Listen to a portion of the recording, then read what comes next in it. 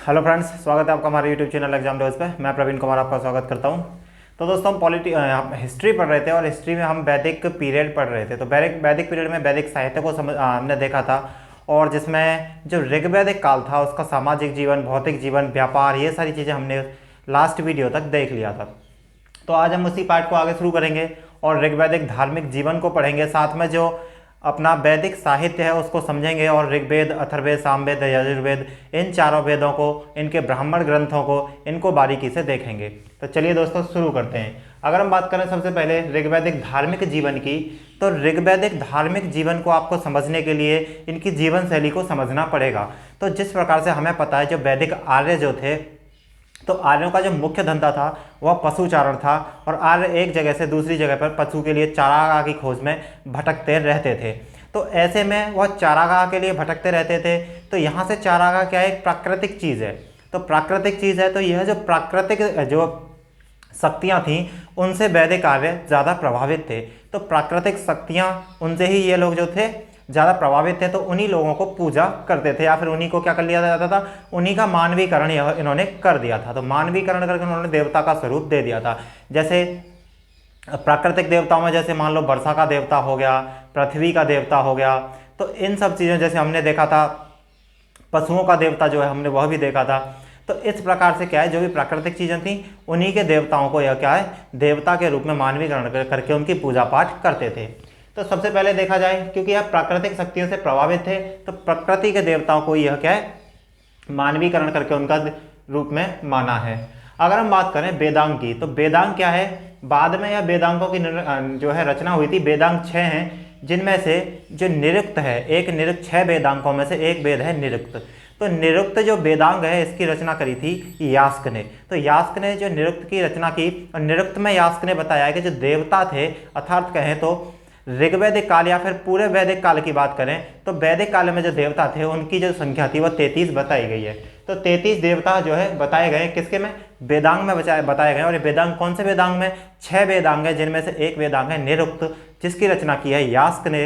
और उन्होंने, यास्क जी ने बताया है कि जो देवताओं की संख्या है वह 33 है, और इनको क्या है, 3 भागों में बांट के उन्होंने बताया है। तो सबसे पहले हम बात करेंगे पृथ्वी के देवता की। 3 भागों में जो बांटे हैं वह हैं पृथ्वी के देवता, अंतरिक्ष के देवता और आकाश के देवता।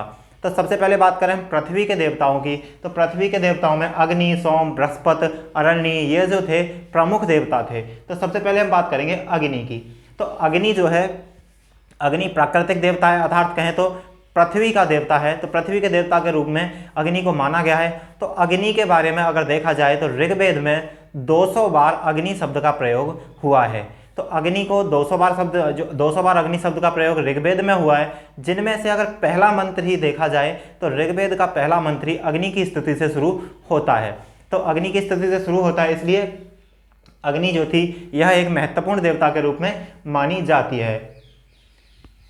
साथ में बात करें अग्नि का काम जो किया करते थे वैदिक आर्य, तो अग्नि क्या था, यह हवन में जब आहुतियां देते थे, तो अग्नि जो हवन कुंड होता था उसमें अग्नि जलती रहती थी। और अग्नि में क्या थे, हवन कुंड में जो वैदिक आर्य थे यह क्या है, आहुति देते थे। तो ऐसा माना गया है कि अग्नि क्या काम करती थी, मनुष्य से और देवताओं के बीच में मध्यस्थ का काम जो है अग्नि किया करती थी। तो अर्थात कहें तो मनुष्य की जो भी भावनाएं थीं, जब वो मंत्रों के द्वारा उच्चारित करते थे और उसमें यज्ञ में आहुतियां देते थे, तो उसके माध्यम से क्या है, ऐसा माना जाता था कि अग्नि के माध्यम से उनकी आहुतियां या फिर उनकी जो भी चीज़ें वह भगवान से मांगते थे वह भगवान तक पहुंच जाती थी। तो इसीलिए क्या है, अग्नि को मनुष्य और देवताओं के बीच में मध्यस्थ का काम, अर्थात कहें तो मीडिएटर का काम करने वाला देवता बताया गया है। नेक्स्ट बात करें, तो सेकंड पृथ्वी के देवता है सोम। तो सोम से आपको पता है, हमने लास्ट वीडियो में भी देखा था कि जो सोम का प्रयोग जो है आर्य लोग करते थे। तो सोम के जो देवता हैं, यह वनस्पति के देवता के रूप में इनको माना गया है। और यह जो 9वां मंडल है, ऋग्वेद में 10 मंडल हैं, 10 में से जो 9वां मंडल है वह सोम देवता को ही समर्पित है। तो सोम देवता को समर्पित 9वां मंडल, और सोम देवता को वनस्पति का देवता माना गया है। अगला बृहस्पति देव, तो बृहस्पति देवता को यज्ञ का देवता माना गया है। साथ में बात करें अरण्य, तो अरण्य को जंगल की देवी माना गया है। तो हम देवताओं में भी देखेंगे, तो देवता और देवी, तो देवताओं का प्रकोप जो था वह ज़्यादा माना गया है अपने वैदिक काल में, क्योंकि जो आर्य थे, आर्य पशुपालन थे और युद्धरत थे, तो युद्ध में क्या था, मनुष्य की जरूरत पड़ती थी, अर्थात पितृसत्तात्मक समाज था। इसलिए जो मनुष्य के देवता हैं अर्थात पुरुष देवता हैं, उनका जो प्रभाव है देवियों के ऊपर ज़्यादा है, इसलिए क्या है, ज़्यादा देवताओं जो थे मनुष्य के रूप में उनको देखा गया है। अब हम बात करेंगे अंतरिक्ष के देवता की। तो अंतरिक्ष के देवता में सबसे इंपॉर्टेंट जो थे वह इंद्रदेव थे। जो इंद्रदेव सबसे पूरे वैदिक काल में देखा जाए तो सबसे ज़्यादा इंपॉर्टेंट इंद्रदेव थे। और इंद्र देवता जो थे इनका जो 250 बार शब्द जो है श्लोक प्रयोग किया गया है। जिस प्रकार से अग्नि का सूत्र जो है, हेमंत जो है, 200 सूत्रों में जो 200 सूक्त थे या फिर 200 मंत्रों में अग्नि का प्रयोग किया गया, अग्नि शब्द का, इसी प्रकार से जो इंद्र देवता थे वह सबसे महत्वपूर्ण देवता थे वैदिक कार्यों के, और इनका शब्द जो है 250 बार प्रयोग हुआ है इंद्र का। इंद्र को वर्षा का देवता भी कहा गया है और इंद्र को पुरंदर भी कहा गया है, अर्थात युद्ध का देवता। तो इंद्र के लिए वर्षा का देवता और साथ में युद्ध का देवता भी इंद्र को माना गया है। जो इंद्र जो है, इंद्र को पुरंदर की संज्ञा दी गई है। पुरंदर का मतलब होता है किलों को ध्वस्त करने वाला, अर्थात युद्ध में जैसे किलों को ध्वस्त कर दिया जाता है, इसी प्रकार से इंद्र को किलों को ध्वस्त करने वाला बताया गया है और इसको पुरंदर की संधि दी गई है। तो यह प्रश्न कई बार एग्जाम में पूछ लिया जाता है कि वैदिक काल में पुरंदर किसे कहा गया है, तो इंद्र देवता को पुरंदर कहा गया है।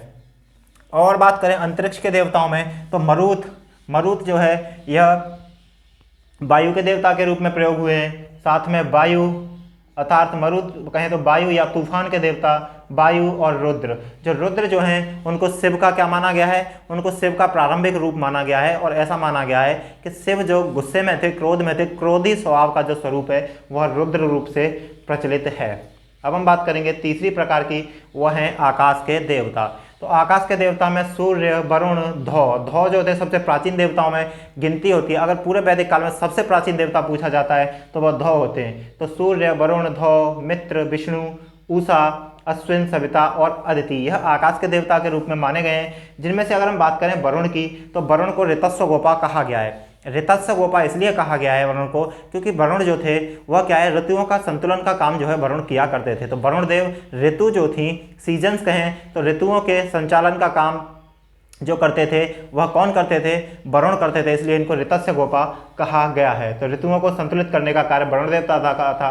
अगर सेम तरीके से जब हमने स्टार्टिंग में पढ़ा था तो जयंत अवेश था। जिस प्रकार से जब आर्य जो है भारत में आए थे तो इनकी एक जो संस्था थी वो ईरान की तरफ चली गई और एक पश्चिम भारत की तरफ से प्रवेश करते हुए सप्त सिंध प्रदेश में आ गई थी। जिस प्रकार से यहाँ ऋग्वेद की रचना हुई उसी प्रकार से ईरान में एक ग्रंथ जयंत अवेस्ता की रचना हुई थी। तो जयंत अवेस्ता की रचना जब यूनानी देशों में हुई तो वहाँ पर इसको क्या है, वरुण देवता को जयंत अवेस्ता में अहुर मजदा के नाम से बताया गया है। तो वरुण को अहुर मजदा ईरानी ग्रंथ जयंत अवेस्ता में बताया गया है। अगर हम बात करें अश्विन की, तो अश्विन जो थे आर्यों के डॉक्टर थे। तो आर्यों के डॉक्टर कहें या फिर चिकित्सक कहें तो कौन थे, अश्विन को माना गया है। अब हम बात करेंगे सूर्य देवता की। तो आकाश के देवताओं में सूर्य देवता जो थे इनको विश्व के रक्षक के रूप में माना गया है। तो सूर्य देवता को विश्व के रक्षक के रूप में माना गया है और साथ में क्या है, सूर्य देवता को एक तेज घोड़े की तरह तेज दौड़ता हुआ घोड़ा जो है उसके साथ कंपेयर किया गया है। तो तेज दौड़ते हुए घोड़े के साथ कंपेयर इसलिए किया गया है क्योंकि जिस प्रकार से सूर्य जो है अपनी अलग अलग पोजीशंस बदलता है। सबसे पहले जब सूर्य निकलता है तो पूरब में सूर्य निकलता है, उसके बाद क्या होता है वह सर के ऊपर आ जाता है, दोपहर का टाइम होता है, देन फिर क्या है सूर्यास्त का समय होता है। तो इसकी अलग अलग स्थितियों को अलग अलग भगवान के रूप में माना गया है। तो जब सूर्य उगता है तो सबसे पहले मित्र का नाम दिया गया है उगते हुए सूर्य को। तो जब सूर्य उगता है तो उसका नाम मित्र के रूप में दिया गया है। उसके बाद उगते हुए सूर्य को मित्र का नाम दिया गया है और साथ में जब सूर्योदय से पहले की जो बेला होती है उसको नाम दिया गया है उषा। और साथ में बात करें सविता, तो सविता जो है ऊपर चढ़ता हुआ सूर्य। तो जब सूर्य सिर के ऊपर होता है तो ऊपर चढ़ते हुआ जो थर्ड पोजीशन है उसको क्या बताया गया है, उगता हुआ सूर्य को सविता देवी के रूप से माना गया है। तो जिस प्रकार से गायत्री मंत्र ओम भूर्भुवः स्वः वाला जो गायत्री मंत्र है, गायत्री मंत्र को सविता देवी को ही समर्पित है जो कि ऋग्वेद के 3रे मंडल में है। तो जो चढ़ता हुआ सूर्य जो होता है अर्थात सविता देवी, तो ऊपर चढ़ता हुआ जो सूर्य होता है सूर्योदय के बाद में जब सूर्योदय होता है उसके बाद धीरे धीरे धीरे धीरे सूर्य ऊपर चढ़ता है, तो जब सूर्य ऊपर चढ़ता हुआ होता है उसी को गायत्री मंत्र जो सविता देवी को समर्पित है तीसरे मंडल से, वह सविता देवी को समर्पित बताया गया है। अब हम बात करेंगे वैदिक साहित्य की। तो वैदिक साहित्य में हम वेदों को पढ़ेंगे, उनके ब्राह्मण ग्रंथ, आरण्यक और उपनिषद। तो यह चार जो है वैदिक साहित्य में आते हैं, लेकिन जो वेदांग है वह वेदांगों की रचना बाद में हुई है, तो वेदांगों को उत्तर वैदिक साहित्य माना जाता है। तो वैदिक साहित्य में केवल वेद हैं, ब्राह्मण ग्रंथ हैं, आरण्यक हैं और उपनिषद हैं, यह वैदिक साहित्य में आते हैं। अगर बात की जाए वैदिक साहित्य में, तो वैदिक साहित्य को श्रुति का नाम दिया गया है। तो वैदिक साहित्य को श्रुति का नाम इसलिए दिया गया है, या फिर कहें तो अपौरुषेय या नित्य का नाम दिया गया है। तो अपौरुषेय अर्थात मतलब जिसकी रचना पुरुष ने नहीं की है, या फिर कहें तो श्रुति, तो श्रुति का मतलब होता है सुनना, तो अच्छी सुक्ति जिसको अच्छी तरह से सुना जा सकता है। तो इसको श्रुति का नाम इसलिए दिया गया है क्योंकि जो वैदिक साहित्य है उसमें जब ऋग्वेद की, अगर एक ऋग्वेद को ही लेके चलें तो ऋग्वेद या वैदिक साहित्य की जब रचना हुई थी तो स्टार्टिंग में इसको ऐसा माना जाता है कि इसको भगवान ने रचा था। अर्थात अपौरुषेय इसलिए कहा गया है क्योंकि इसकी रचना पुरुष ने नहीं की थी, इसकी रचना जो है भगवान ने करी थी। और जब भगवान कहें तो भगवान ने इसको कहीं लिखित में नहीं दिया था, तो रिटन में इसका नहीं हुआ था। इसको क्या किया जाता था, बोल कर सुनाया जाता था। तो आपने प्राचीन काल में भी देखा गया होगा, जब शिक्षा दी जाती थी वैदिक रामायण महाभारत में भी आप देखते होंगे, जब ऋषि मुनि शिक्षा देते थे तो वह बोलकर ही क्या है, बोल के माध्यम से शिक्षा देते थे और अपने जो शिष्य होते थे उनको सिखा दिया जाता था। तो श्रुति इसलिए कहा गया है क्योंकि इनकी जो स्टार्टिंग में शिक्षा थी वह बोलकर एक दूसरे से ट्रांसफर करती रही। तो इसको लिखने का श्रेय भगवान, क्योंकि इसको जो रचना की थी भगवान ने की थी, तो मनुष्य को क्या है इसका श्रेय खुद लिखकर नहीं लेना चाहिए, इसलिए इसको श्रुति या फिर कहें तो अपौरुषेय कहा गया है। इसकी जो भाषा थी, बाद में जब इनको वैदिक साहित्य की रचना हुई तो इसकी जो भाषा थी वह संस्कृत थी, और ऋग्वेद, सामवेद, यजुर्वेद और अथर्ववेद, इन चारों वेदों में से जो स्टार्टिंग के 3 वेद हैं, सबसे पहला ऋग्वेद, दूसरा सामवेद, तीसरा यजुर्वेद, इनको वेद त्रयी कहा गया है। इनको वेद त्रयी इसलिए कहा गया है क्योंकि इन तीनों की रचना स्टार्टिंग में हुई थी, लेकिन सामवेद जो है इसकी रचना और अथर्ववेद की रचना जो है, माफ़ कीजिएगा ये अथर्ववेद है, तो अथर्ववेद की जो रचना है वह बाद में हुई थी। जो अथर्ववेद है उसकी रचना सबसे बाद में हुई थी, इसलिए इसको वेद त्रयी में नहीं गिना जाता है। तो जो वेदों का संकलन की बात करें, संकलनकर्ता अर्थात लिपिबद्ध करने का काम जो है महर्षि कृष्ण द्वैपायन ने किया था। तो महर्षि कृष्ण द्वैपायन जो हैं इनको वेद व्यास के नाम से भी जाना जाता है, और इन्होंने क्या है वेदों का संकलन किया था और लिपिबद्ध किया था। सबसे पहले अब हम बात करेंगे वेदों में, चारों वेदों को और चारों वेदों के साहित्य को समझेंगे। सबसे पहले ऋग्वेद को हम लेते हैं। तो ऋग्वेद में अगर बात की जाए तो ऋग्वेद जो है यह देवताओं की उपासना करने वाले गीतों का संकलन इसमें मिलता है। तो ऋग्वेद में जो स्तुति भगवान को की जाती है, तो भगवान को स्तुति करने वाले जो मंत्र हैं तो उनका जो संकलन मिलता है वह ऋग्वेद में मिलता है। तो जो होत्रा या होत्र की बात करें तो होता या होत्र जो होता है ऋग्वेद में पुरोहित होता है, जो कि क्या है जो मंत्र में आहुति देने का काम जो करवाता है। ऋग्वेद में उस पुरोहित को होत्र या होता कहा गया है। और यहाँ से प्रश्न बहुत बार पूछा गया है कि होत्र या होत्रा जो है, प्रश्न ऐसे पूछा जाता है कि ऋग्वेद में जो उच्चारण करता था या फिर यज्ञ का जो करता था, समापन करता था या उसका काम पूरा करता था, उसको क्या कहा गया है, तो होता या होत्र कहा जाता था। ऋग्वेद में 10 मंडल हैं, जिनमें से 2 से 7 जो हैं सबसे प्राचीन मंडल हैं। अर्थात कहें तो 10 मंडलों में से मंडल 2, 3, 4, 5, 6 और 7, 2 से लेकर 7 तक के मंडलों को पहले रचना कर दी गई थी। अगर हम पहले मंडल की बात करें और 8वां, 9वां और 10वां, यह तीनों मंडल जो हैं सबसे बाद में जोड़े गए, जिनमें से 10वां मंडल जो है सबसे बाद में जोड़ा गया था। तो गायत्री मंत्र तीसरे मंडल में है, जो कि सविता देवी को समर्पित है। ऋग्वेद के तीसरे मंडल में गायत्री मंत्र है जो सविता देवी को समर्पित है। 9वां मंडल जो है सोम देवता को समर्पित है, अर्थात प्रकृति के देवता को समर्पित है, वनस्पति के देवता को समर्पित है। तो 9वां मंडल सोम देवता को समर्पित है। और जो 7वां मंडल है उसमें दशहरा के युद्ध का वर्णन मिलता है। तो दशहरा के युद्ध को हमने लास्ट वीडियो में पढ़ा था, जो कि 7वां मंडल जो है ऋग्वेद का उसमें है। और 10वां मंडल जो अंतिम मंडल है उसमें वर्ण व्यवस्था का जिक्र हुआ है, जिसमें शूद्र शब्द को भी जोड़ दिया गया है। तो स्टार्टिंग में जो वर्ण व्यवस्था थी वह काम पर आधारित थी, और जो जिस प्रकार का काम करता था वह उस प्रकार से उसको मान लिया जाता था। लेकिन धीरे धीरे बाद में समाज जो था वह बदलता चला गया, और जो वर्ण व्यवस्था थी वह काम पर न होकर जाति आधारित बन जाती है। अब हम बात करेंगे सामवेद की। तो साम का अर्थ होता है गायन। तो सामवेद में साम का अर्थ होता है गायन। तो यज्ञ के दौरान जो गीत गाए जाते थे, आजकल भी आपने देखा होगा बहुत सारी चीज़ों में, जब गीतों जैसे कोई हवन पूजा पाठ होती है तो वहाँ भी गीतों का क्या है, प्रचलन होता है और गीत गाए जाते हैं। तो इसी प्रकार से जब यज्ञ के दौरान जो गीत गाए जाते थे, उन गीतों का जो संकलन है वह सामवेद में मिलता है। तो साम से याद रख सकते हो, जिसका अर्थ है गायन। तो यज्ञ के दौरान जो गाए जाने वाले गीतों का संकलन जो है सामवेद में मिलता है। इसी प्रकार से जो कर्मकांड या हवन का जो करवाता था, जो हवन की सारी चीज़ें करवाता था, पुरोहित जो होता था, उसको उद्गाता कहा गया है सामवेद में। तो होत्र ऋग्वेद में और उद्गाता सामवेद में। तो उद्गाता गायन करने वाले का नाम उद्गाता कहा जाता था। अगर हम बात करें सामवेद की, तो भारतीय संगीत जो है उसका प्रारंभिक बिंदु सामवेद को माना जाता है, क्योंकि भारतीय संगीत या इंडियन म्यूजिक जो है उसमें एक आपने देखा सा रे गा मा पा। तो सा रे गा मा पा जो सप्त ध्वनि है उसका जिक्र सबसे पहले सामवेद में ही मिलता है। तो सारे गामा पा का जो जिक्र है वो सामवेद में मिलता है, इसलिए सामवेद को भारतीय संगीत का प्रारंभिक बिंदु के नाम से भी जाना जाता है। अब बात करें तीसरा यजुर्वेद। तो यजुर्वेद में यज का मतलब होता है यज्ञ। तो यजुर्वेद जो है यज्ञ की विधियों का वर्णन जो है यजुर्वेद में मिलता है। तो यज्ञ की विधियों का वर्णन यजुर्वेद में मिलता है और यजुर्वेद को कर्मकांडीय वेद माना गया है। तो कर्मकांडीय वेद इसलिए माना गया है क्योंकि जो भी कर्मकांड होते थे यज्ञ के दौरान, कि क्या साइज होगा यज्ञ के, जो कुंड का क्या साइज होगा, या फिर यज्ञ में किस प्रकार से आहुतियाँ दी जाएंगी, या फिर कहें तो जो पंचामृत होता था, प्रसाद जो होता था पंचामृत, तो पंचामृत में क्या क्या डाला जाएगा, यह सारी चीज़ों का वर्णन जो है यजुर्वेद में मिलता है। तो यजुर्वेद में इन सारी चीज़ों का विधियों का वर्णन मिलता है, इसीलिए इसको कर्मकांडीय वेद कहा गया है। साथ में अगर हम बात करें तो अथर्वव्यूह, जो अथर्वव्यूह थे, जिस प्रकार से यहाँ सामवेद में उद्गाता था और ऋग्वेद में होत्र होता था, इसी प्रकार से अथर्वव्यूह जो था सामवेद में यज्ञ की विधियों को संपूर्ण करने वाला जो पुरोहित था उसका नाम अथर्वव्यूह कहा गया है।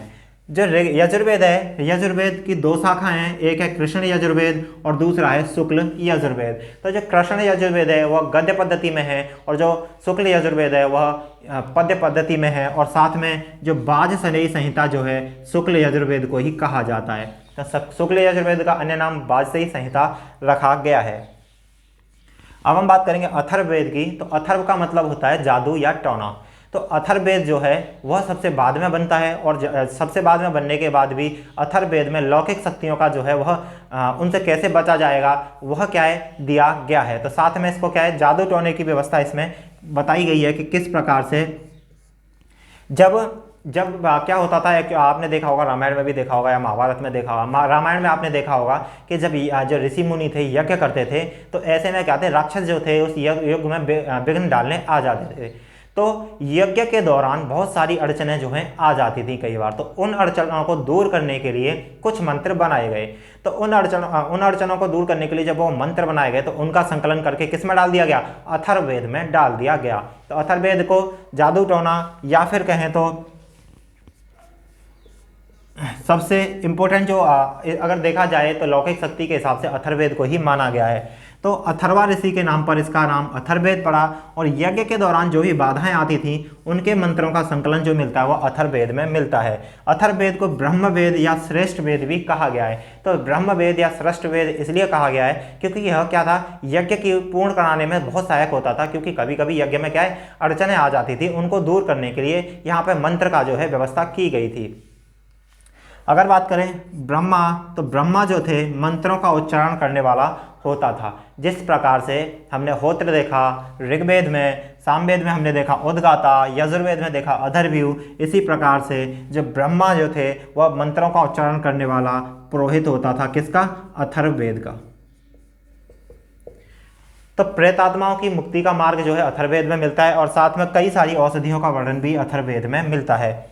अथर्ववेद में सभा और समिति जो हमने देखा था, सभा और समिति जो थी, तो सभा और समिति में सभा 8 बार उल्लेख होता है ऋग्वेद में, और समिति का उल्लेख 9 बार होता है। तो सभा का 8 बार, समिति का 9 बार उल्लेख जो हुआ था, वही सभा समिति जो थी उसको अथर्ववेद में यह बताया गया है कि यह क्या है, प्रजापति की 2 पुत्रियां हैं।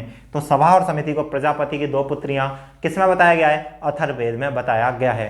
तो उम्मीद करता हूँ आपको वैदिक साहित्य समझ में आया होगा, और समझ आने के बाद आप इनसे ऑब्जेक्टिव क्वेश्चंस लगाएंगे तो आप मोस्टली क्वेश्चंस बना सकते हो। अगर आपको हमारा वीडियो अच्छा लगा हो तो हमारे चैनल को लाइक करें, शेयर करें, सब्सक्राइब करें। Thank you.